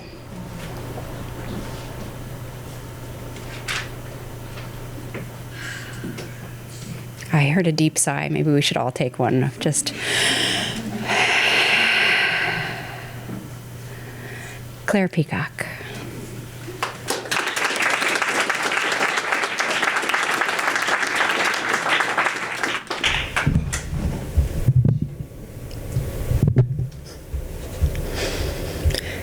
Shall Earth No More Inspire Thee by goodness gracious, by Emily Bronte. Shall earth no more inspire thee, thou lonely dreamer now? Since passion may not fire thee, shall nature cease to bow? Thy mind is ever moving in regions dark to thee. Recall its useless roving, come back and dwell with me. I know my mountain breezes enchant and soothe thee still. I know my sunshine pleases, despite thy wayward will. Morning blending sinks from the summer sky. I've seen thy spirit bending in fond idolatry. I've watched thee every hour. I know my mighty sway. I know my magic power to drive thy griefs away. Few hearts to mortals given, on earth so wildly pine, yet none would ask a heaven more like this earth than thine. Then let my winds caress thee, thy comrades let me be, since naught beside can bless thee.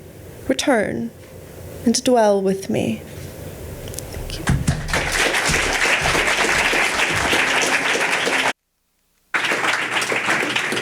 Claire Peacock. So now we have some more tabulating to do and just a couple minutes more to wait. I would like to give each of you the chance that I hope you'll accept to come up to the mic and just read the first line or recite the first line of your third poem. Just to give us a taste. Sometimes that happens at the Moth, if you've ever been to a Moth story hour. And it's a little bit like those New York Times tiny essays where you just feel like there's a whole story unfolding and you only get a line of it. So if you don't mind, let's do that while we're waiting. And we'll go in the same order. Moss, will you come up to the mic and just give us your first line? Moss Pedrick.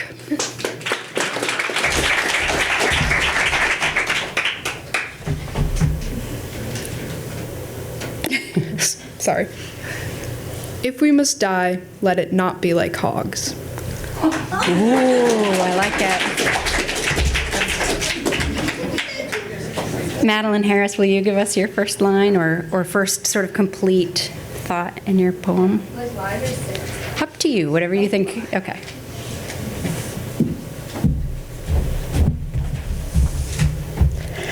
I am the mother of sorrows.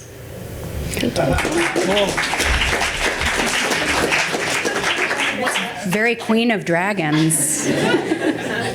Ursa Golden Rose, will you come up and give us a line?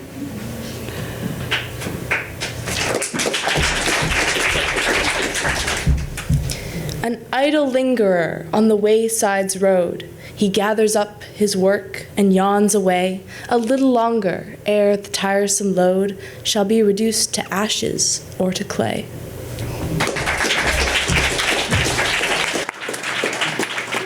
Tegan Miller. Oh, yeah.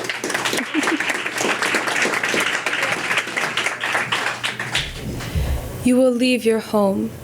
Nothing will hold you. You will wear dresses of gold, skins of silver, copper, and bronze. The sky above you will shift in meaning each time you think you understand.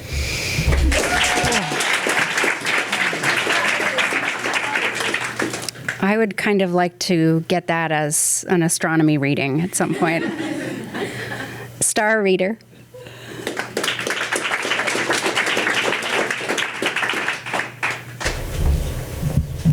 Whose woods these are, I think I know. His house is in the village, though.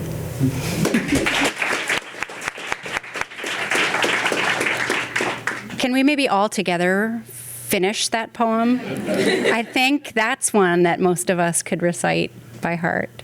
Will you start us, Star, and lead us in it? Just from standing right up there. Stopping by Woods on a Snowy Evening by Robert Frost. Whose woods these are, I think I know. His house is in the village. You will not see me stop on here. Watch his woods and snow. Must think it clear to stop now the farmhouse. Between the woods and frozen ice, dark gives the time of bones a shape to ask the dead from space. The only other sound to speak of easy wind and down the woods are my woods are indeed, but I have promised to see. Miles to go before I sleep. And miles to go before I sleep.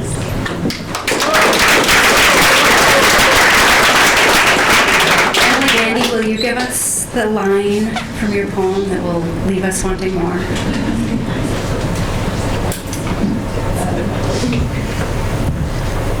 There! Robert! You have killed that fly! And should you, 1,000 ages try the life you've taken to supply, you could not do it.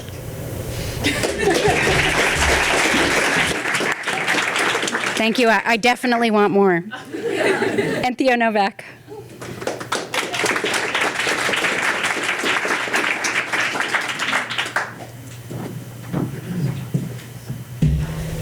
If ever there were a spring day so perfect, so uplifted by a warm, intermittent breeze that it made you want to throw open all the windows in the house.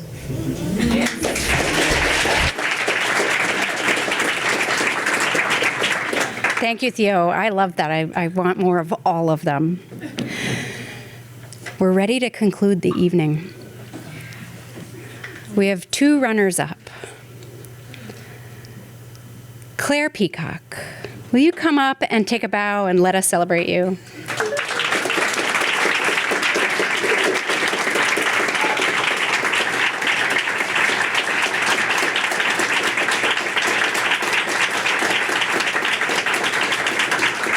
Congratulations.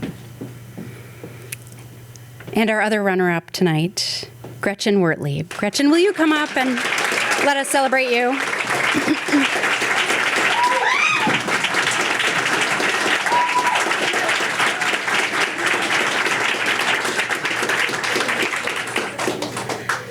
And the winner of our Poetry Out Loud competition, who will be going to Washington, is Mapenzi Selemani.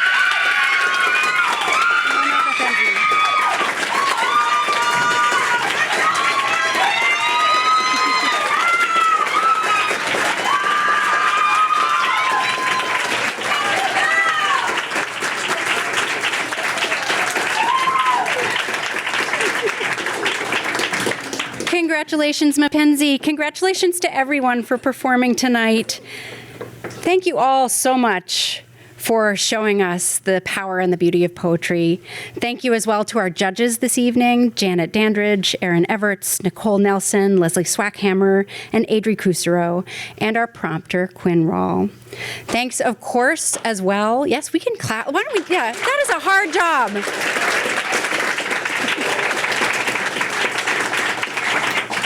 That is a hard job. And thanks, of course, to the Vermont Arts Council, to the Flynn, and especially to Michael Bureau, who has been celebrated but has sort of lived in the shadows here. Will you come into the light so that we can celebrate you?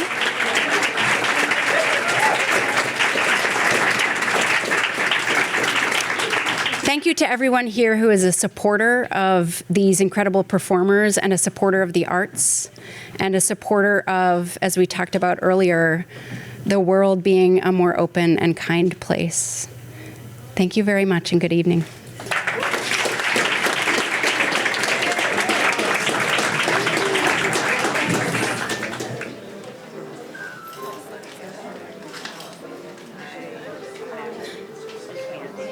Yeah.